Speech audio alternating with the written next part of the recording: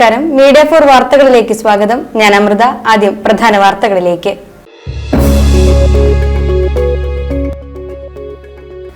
പള്ളിപ്പുറം പയ്യങ്കൽ ഭഗവതി ക്ഷേത്രത്തിലെ ഭരണി മഹോത്സവത്തിന്റെ ഭാഗമായി 7ാം ദിനത്തിൽ വൈകിട്ട് വിവിധ പരിപാടികൾ നടന്നു.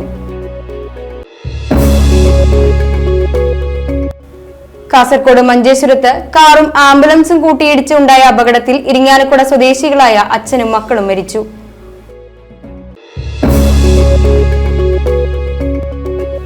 കേരള സ്റ്റേറ്റ് പെൻഷനേഴ്സ് യൂണിയൻ ജില്ലാ ജോയിന്റ് സെക്രട്ടറി ആയിരുന്ന CG നാരായണൻകുട്ടി മാസ്റ്ററുടെ 6ാം ചരമവാർഷിക ദിനാചരണം സംഘടിപ്പിച്ചു.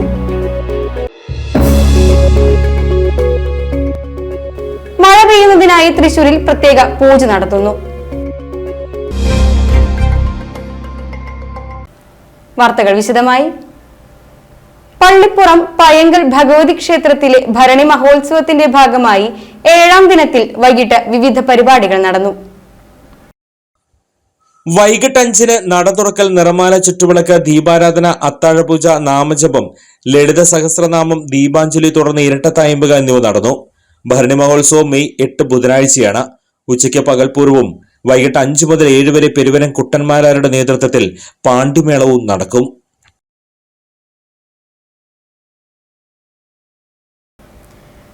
കാസർഗോഡ് മഞ്ചേശ്വരത്ത് കാറും ആംബുലൻസും കൂട്ടിയിടിച്ച് നടന്ന അപകടത്തിൽ ഇരിങ്ങാലക്കുട സ്വദേശികളായ അച്ഛനും മക്കളും മരിച്ചു. ഇരിങ്ങാലക്കുട കണ്ടേശ്വരം സ്വദേശികളായ പുതുമന വീട്ടിൽ 54 വയസ്സുള്ള ശിവകുമാർ, മക്കളായ 23 വയസ്സുള്ള ശരത്, 15 വയസ്സുള്ള സൗരവ് എന്നിവരാണ് മരിച്ചത്. മൂകാംബിക ക്ഷേത്രത്തിൽ ദർശനം കഴിഞ്ഞ് മടങ്ങവെയാണ് ശിവകുമാറും മക്കളും സഞ്ചരിച്ചിരുന്ന കാർ അപകടത്തിൽപ്പെട്ടത്. കുഞ്ചത്തൂർ ദേശീയപാതയിൽ എതിർദിശയിലൂടെ അമിത വേഗതയിൽ വന്ന ആംബുലൻസ് എതിരെ വന്ന കാറുമായി കൂട്ടിയിടിച്ചുണ്ടായ അപകടത്തിലാണ് കാറിലുണ്ടായിരുന്ന 3 പേർ മരിച്ചത്. കുഞ്ചത്തൂർ ജംഗ്ഷൻ ദേശീയപാതയിൽ ചൊവ്വാഴ്ച രാവിലെ 10:50 അപകടം. അപകടത്തിൽ കാർ പൂർണ്ണമായി തകർന്നതിനെ തുടർന്ന് നാട്ടുകാരും ഫയർഫോഴ്സും പോലീസും ചേർന്ന് കാറിനുള്ളിലുണ്ടായിരുന്നവരെ പുറത്തെടുത്തത് മംഗൽപാടി മോർച്ചറിയിലേക്ക് മാറ്റി. ഇന്നലെ കാസർഗോഡ് ചട്ടഞ്ചാലിൽ അപകടത്തിൽ പരിക്കേറ്റ ആളെയും കൂടെയുണ്ടായിരുന്ന 2 പേരെയും കാസർഗോഡ് ആശുപത്രിയിൽ നിന്ന് മംഗളൂരു ആശുപത്രിയിലേക്ക് കൊണ്ടുപോകുന്നതിനിടെ ആംബുലൻസ് എതിർദിശയിൽ വന്നിടിച്ചായിരുന്നു അപകടം. ആംബുലൻസിൽ ഉണ്ടായിരുന്നവർക്കും പരിക്കേറ്റു.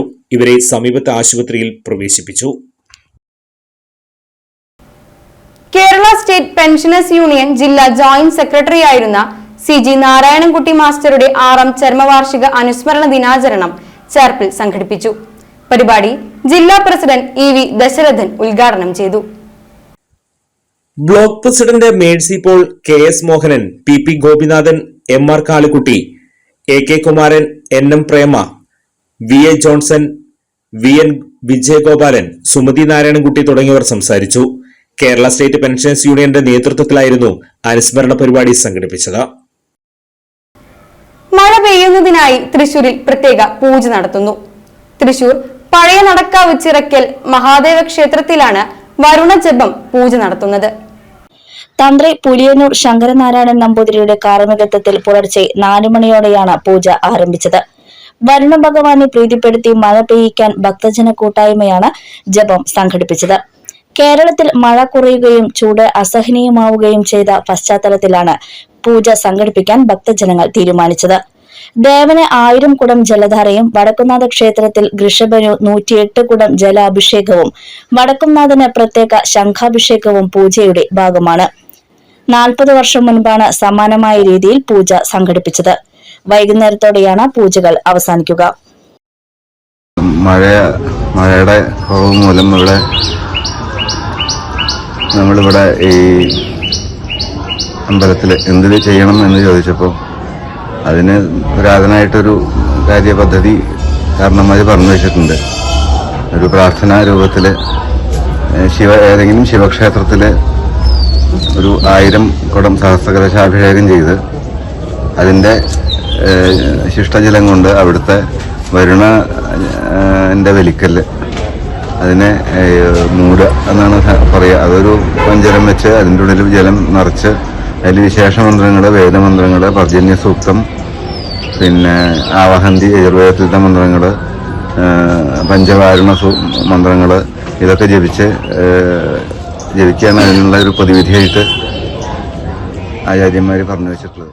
താനും ഗ്രാമപഞ്ചായത്ത് 5ാം വാർഡിൽ ഹൃദയത്തിലെന്നും എന്റെ ഗ്രാമം പദ്ധതിയുടെ ഭാഗമായി 48-ാം number Chaitanya anganwadi worker Usha NS 43 വർഷത്തെ സേവനത്തിന് ശേഷം വിരമിക്കുന്നതിന്റെ ഭാഗമായി 5-ാം വാർഡ് യാത്രയപ്പ് യോഗം ആവണങ്ങാട്ടിൽ കളരി പാർക്കിംഗിൽ നടത്തി. കുട്ടികളുടെ സ്വഭാവ രൂപീകരണത്തിലും കൗമാരക്കാരായ പെൺകുട്ടികൾക്കും ഗർഭിണികൾക്കും മറ്റും സേവനങ്ങൾ നൽകി സമൂഹത്തിനേറെ സംഭാവനകൾ ചെയ്തും സർവീസ് കാലഘട്ടത്തിൽ ഏകദേശം 700-ലധികം പേർക്ക് പ്രാരംഭ വിദ്യാഭ്യാസം നൽകിയുമാണ് ഉഷ ടീച്ചർ വിരമിക്കുന്നത്. ഗ്രാമപഞ്ചായത്ത് അംഗം ആന്റോ തൊറിയൻ അധ്യക്ഷത വഹിച്ച ചടങ്ങിൽ ഗ്രാമപഞ്ചായത്ത് പ്രസിഡന്റ് ശുഭ സുരേഷ് യാത്രയപ്പ് യോഗം ഉദ്ഘാടനം ചെയ്തു. ആവണങ്ങാട്ടിൽ കളരി അഡ്വക്കേറ്റ് AV രാഹുൽ ടീച്ചർക്ക് ഉപഹാരമായി 1 പവൻ തൂക്കമുള്ള സ്വർണ്ണവളയും മൊമന്റോയും സമ്മാനിച്ചു. ജില്ലാ പഞ്ചായത്ത് മെമ്പർ ഷീന പറയങ്ങാട്ടിൽ, മുൻ ഗ്രാമപഞ്ചായത്ത് മെമ്പർമാരായ BK Pradeep, KV Bhaskaran, ADS president Vijayaprakashan, സംഘാടക സമിതി ട്രഷറർ ഗിരിജ കൊടപ്പുള്ളി, കൺവീനർ മജീദ്, പ്രകാശൻ കണ്ടങ്ങത്ത്, നന്ദന, ഗീത പ്രവീൺ എന്നിവർ സംസാരിച്ചു. ഹിമ രജിതൻ റിപ്പോർട്ട് അവതരിപ്പിച്ചു.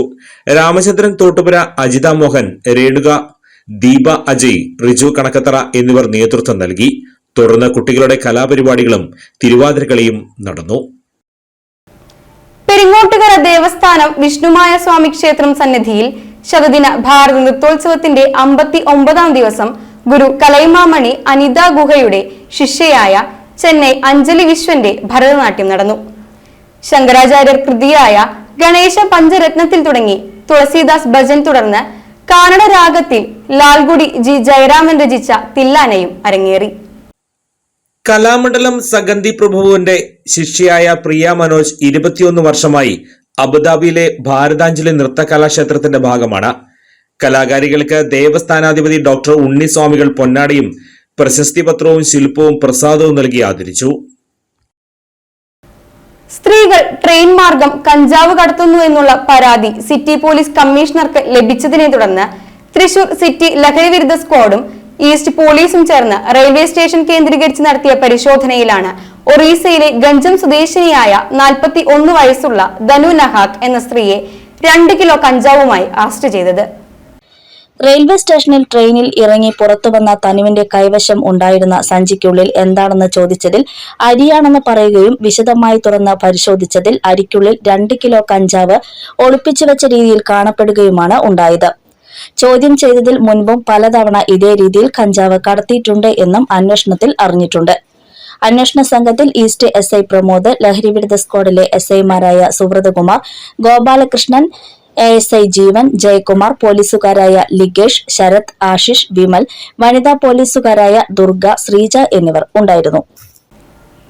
SSLC ഹയർ സെക്കൻഡറി VHSE ഫലങ്ങൾ അറിയാൻ www.results.kite.kerala.government.in എന്ന പ്രത്യേക ക്ലൗഡാധിഷ്ഠിത പോർട്ടലിന് പുറമെ സഫലം 2024 എന്ന മൊബൈൽ ആപ്പും Kerala infrastructure and technology for education KITE സജ്ജമാക്കി. വ്യക്തിഗത റിസൾട്ടിന് പുറമെ സ്കൂൾ, വിദ്യാഭ്യാസ ജില്ല, റവന്യൂ ജില്ലാ തലങ്ങളിലുള്ള റിസൾട്ട് അവലോകനം, വിഷയാധിഷ്ഠിത അവലോകനങ്ങൾ, വിവിധ റിപ്പോർട്ടുകൾ തുടങ്ങിയവ ഉൾക്കൊള്ളുന്ന പൂർണ്ണമായ വിശകലനം പോർട്ടലിലും മൊബൈൽ ആപ്പിലും ലഭ്യമാകും. റിസൾട്ട് അനാലിസിസ് എന്ന ലിങ്ക് വഴി ലോഗിൻ ചെയ്യാതെ പ്രവേശിക്കാം. ഗൂഗിൾ പ്ലേ സ്റ്റോറിൽ നിന്നും സഫലം 2024 എന്ന് നൽകി അപ്ലോഡ് ചെയ്യാം. സംസ്ഥാനത്തെ ഈ വർഷത്തെ SSLC പരീക്ഷാഫലം മെയ് 8-നും ഹയർ സെക്കൻഡറി പരീക്ഷാഫലം മെയ് 9-നും പ്രസിദ്ധീകരിക്കും. വൈകിട്ട് 3 മണിക്കാണ് 2 പരീക്ഷകളുടെയും ഫലപ്രഖ്യാപനം. വൊക്കേഷണൽ ഹയർ സെക്കൻഡറിയും ഫലവും മെയ് 9-നുണ്ടാകും. കഴിഞ്ഞ തവണത്തേക്കാൾ 11 ദിവസം മുൻപ് ഇത്തവണ SSLC ഫലപ്രഖ്യാപനം ഉണ്ടാകുന്നത്. 70 ക്യാമ്പുകളിലായി 14 ദിവസം കൊണ്ട് മൂല്യനിർണയം പൂർത്തിയായി. സംസ്ഥാനത്ത് 4,27,105 കുട്ടികളാണ് 10ാം ക്ലാസ് പരീക്ഷ എഴുതിയത്. 70 ക്യാമ്പുകളിലായി 10,863 അധ്യാപകർ 14 ദിവസത്തെ മൂല്യനിർണയ ക്യാമ്പിൽ പങ്കെടുത്തു. ഇനി ഇന്നത്തെ സ്വർണ്ണവില. ഇന്നത്തെ സ്വർണ്ണവില നിങ്ങൾക്കായി സമർപ്പിക്കുന്നത് Thekkiniyath jewellers, Aryaratna arcade junction, Thaikkattussery. സ്വർണം ഗ്രാമിന് 6,635 രൂപ, പവന് 53,080 രൂപ. പ്രധാന വാർത്തകൾ വീണ്ടും.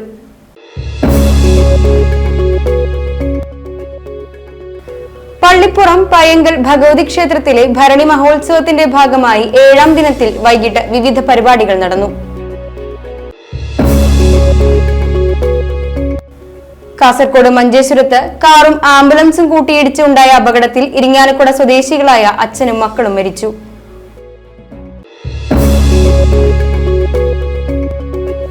കേരള സ്റ്റേറ്റ് പെൻഷനേഴ്സ് യൂണിയൻ ജില്ലാ ജോയിന്റ് സെക്രട്ടറി ആയിരുന്ന CG നാരായണൻകുട്ടി മാസ്റ്ററുടെ 6ാം ചരമവാർഷിക ദിനാചരണം സംഘടിപ്പിച്ചു.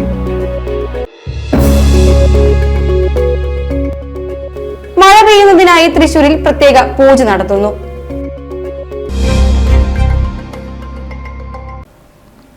ഇതോടെ ഈ വാർത്താ ബുള്ളറ്റിൻ ഇവിടെ പൂർണ്ണമാകുന്നു. നമസ്കാരം.